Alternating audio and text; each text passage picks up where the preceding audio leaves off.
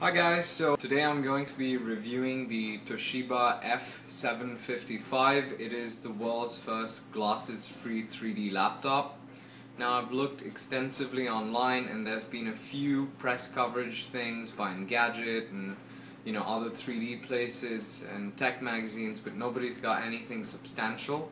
So I thought I should do something that'll give you guys who may or may not be considering buying this a real good review that tells you something. Alright, so this over here is basically the Cosmio laptop. As you can see, it's got a bright matte red, and as we come over here, we've got the laptop set up. It's high gloss, as you may have heard, but that means it's going to leave fingerprints and marks, so you're gonna have to do a lot of cleaning with the lint. Now over here you have your buttons. This one button is for your eco mode, which saves you power. Wi-Fi. This is a 3D button, but as you can see, it just it keeps coming back on. I can't seem to figure out how these guys want to use it, but it's not very clear. Anyways, so I got my laptop today. It is the 13th of August, so I got it a few days early prior to release. I'm very disappointed because I was excited for this laptop, but as you can see on my screen over here, we have dead pixels going down, or stuck pixels rather, and it goes all the way down over here. So I've talked to Best Buy, and fortunately I'm getting a replacement laptop, but first impression, stuck pixels is certainly not good. Alright, so coming back to the laptop now. Essentially, the screen resolution is 1080p, which is very good, but when you look at, the 3D, which is the main function of it, you've heard in many magazines and, some reviews that it is good and it is bad, but to be honest, I've used it, I've played around with the system before doing this review. It is really good. I have a Samsung 3D TV and I have the Nvidia 3D Vision glasses, and the 3D performance is definitely comparable to that. The main way to work 3D is with Toshiba's software over here, which is called Blu-ray disc player. If I open this up, essentially, as you've seen on various CES demos, etc., it's going to start recognizing my face over here and tracking it.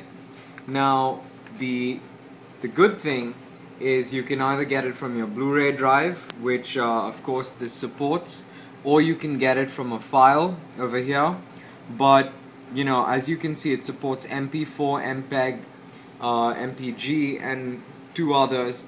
The 3D formatting is very limited. So say you've got an MKV side-by-side 3D file, it's really not going to work at this point, and it is very disappointing because you're really limited to what Toshiba is providing you. The other thing you want to note is when you initially get your laptop, when I put on the 3D, it was very disappointing, but I figured out why.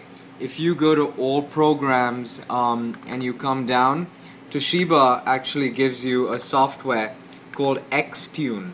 Now at CES, people may or may not have been able to customize this to their faces, but they have 3 settings over here, and once you go through this once, initially the 3D performance is brilliant. The other thing worth mentioning is that while they mention that 60 centimeters is the ideal viewing range, I stood far further than that, and I still could see 3D. The viewing angles were brilliant because I stood at diagonals trying to test the system, and it caught on and it did a really good job. Also, it did work when I was watching 3D movies with 2 people. Yes, it wasn't optimal viewing, it wasn't as good as the primary user, but you could definitely tell there was 3D in there. The other thing you guys might want to know is, of course, it has the conversion feature, which lets you convert, from 2D to 3D. I have tested this with a Blu-ray and it did not work in converting the Blu-ray to 3D. However, when I tested it with the DVD, it seemed to work fine. According to Toshiba, you can also input 3D media, but they did a very bad job with this because A, it doesn't support too many files, and B, it just was not working for any of the files that I tried. So bad job with that, Toshiba. This is the tutorial which actually ran. The speakers are over here.